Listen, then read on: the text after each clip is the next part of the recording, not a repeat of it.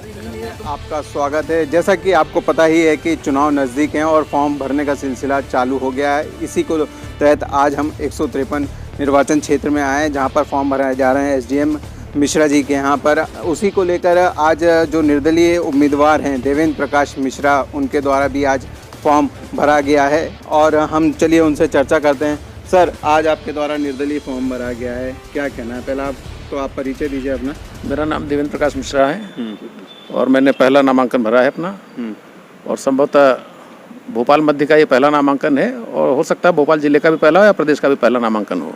नहीं तो ये आपके मन में काफ़ी समय से चुनाव लड़ने की जो प्रक्रिया चल रही थी, पिछली बार भी आप चुनाव लड़े थे, इस बार फिर आपने भरा है, क्या कारण रहा कि जो आप चुनाव लड़ रहे हैं?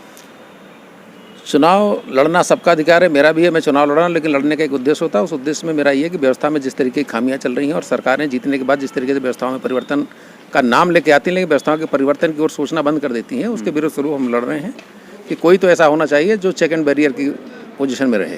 तो आपको क्या लगता है कि कांग्रेस पार्टी या जो बीजेपी के जो अभी वर्तमान में जो मंत्री थे उनके द्वारा काम नहीं किया गया? अभी कांग्रेस भी काफ़ी समय से नहीं थी, तो उनके द्वारा ये तो आम जनता जानती है कि किसने किसका कितना काम किया है और कितना जनता के लिए काम किया है। आप एक एडवोकेट भी हैं और आपके द्वारा आरटीआई कार्यकर्ता भी हैं, तो आपके द्वारा कई ऐसी आरटीआई लगाई हैं जिसके साथ बाद में खुलासा किया है। गेमैन का भी आपके द्वारा केस लड़ा गया है, वो भी काफ़ी करोड़ों रुपए का भ्रष्टाचार था, उसमें भी आपने लड़ाई लड़ी थी। तो क्या हुआ उस मामले में, क्योंकि भ्रष्टाचार आप निकालते रहते हैं? मामला आज भी शासन के समक्ष जो है विचाराधीन पड़ा हुआ है, कोर्ट में पेंडिंग पड़ा हुआ है। प्रोजेक्ट अभी तक आधा अधूरा पड़ा हुआ है, सरकार निर्णय नहीं ले पा रही क्योंकि खुद अनिर्णय की स्थिति में है। और भ्रष्टाचार इस चरम पे हुआ उस प्रोजेक्ट में कि सरकार खुद तय नहीं कर पा रही कि बीच का कौन सा रास्ता निकाल के उस प्रोजेक्ट को पूरा करें।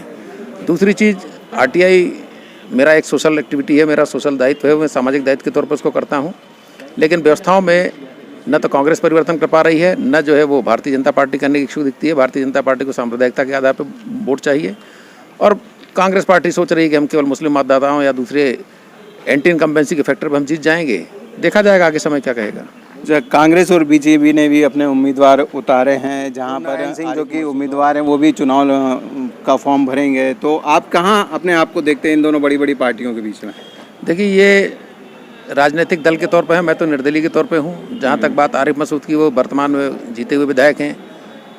ध्रुव नारायण सिंह जहाँ तक भारतीय जनता पार्टी की बात है, एक बार जीत चुके हैं, अभी वर्तमान में भारतीय जनता पार्टी घोषित प्रत्याशी हैं, वो अपना नामांकन करेंगे, वो स्वतंत्र है, मैं भी अपना नामांकन करने के लिए स्वतंत्र हूँ। अब अपने अपने विषय हैं, अपने अपने तरीके हैं चुनाव लड़ने के लिए। मेरा विषय दूसरा होगा, मेरा जो भी विषय होगा वो दोनों दलों से अलग होगा। तो जनता से क्या अपील करना चाहते हैं आप? जनता से हमारा एक ही अपील है, न पंजा न फूल, उड़ेगी चलेगी चप्पल उड़ेगी धूल। आप यदि भारतीय जनता पार्टी को वोट नहीं करना चाहते हो, कांग्रेस को भी नहीं देना चाहते हैं, तो विरोध स्वरूप अपना नोटा को वोट देने के बजाय जो है वो वोट चप्पल के निशान पे दें। यदि आप कांग्रेस से नाराज हैं और बीजेपी को नहीं देना चाहते हैं तो भी आप उसको दीजिए। नोटा पे वोट दे करके अपना वोट की गिनती खराब न करें, यही मेरा कहना है। तो आपको क्या चप्पल का निशान अभी मिल गया है क्या? चप्पल का निशान मेरा जो है पहली प्रायोरिटी चप्पल का निशान ही है और चप्पल का निशान पिछली बार मुझे मिला तो इस बार भी मिलेगा, 100% ये दावा है। और आज सबसे पहले नामांकन आज आपके द्वारा भरा गया, उसको लेकर क्या कहेंगे? सबसे पहले आप नामांकन की दावेदारी करने के लिए आए? मैं तो नामांकन करने आया था, चूंकि पहला फॉर्म जो है मेरा ही रहा, ये मेरा सौभाग्य है। अच्छा, कितना समय लग गया नामांकन भरने में? कुछ तकलीफ वगैरह हुई क्या एसडीएम कार्यालय? तकलीफ कुछ नहीं, लेकिन चूंकि पहला दिन है इसलिए जो है प्रक्रिया को सुचारू रूप से बनाने में, करने में, सिस्टम से समझने में एक तरीके की मॉक ड्रिल हो गई सबकी, हमारी भी उनकी भी, और लगभग 2 घंटे लगे, लेकिन फॉर्म सबमिट हो गया है।